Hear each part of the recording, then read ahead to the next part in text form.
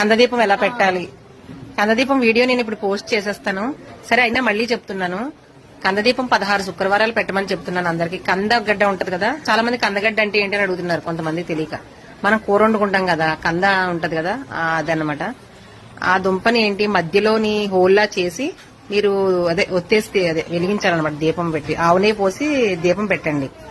అలా మాకు ఇంట్లో కుదరట్లేదు అనుకునే వాళ్ళు ఏదైనా మీ దగ్గరలో ఏదైనా ఒక దుర్గాదేవి ఆలయం అలాంటిది ఉంటే కూడా దేవాలయంలో పెట్టి రావచ్చు, పెట్టేసి వచ్చేయండి ఒకవేళ మీకు అలా అవకాశం ఇస్తే గనక. లేదంటే ఇంట్లోనే చక్కగా మనది లలితాదేవి ఫోటో గానీ లేదంటే అమ్మవారి ఫోటో పెట్టుకోవచ్చు. కొంతమంది అమ్మవారి ఫోటో పెట్టుకోవడానికి భయపడుతున్న వాళ్ళకి చెప్తున్నాను ఇది. వారాహి అమ్మవారి ఫోటో ఉంటే పెట్టేసుకోండి, అమ్మవారికి కందదీపం పెట్టేసుకోండి 16 శుక్రవారాలని.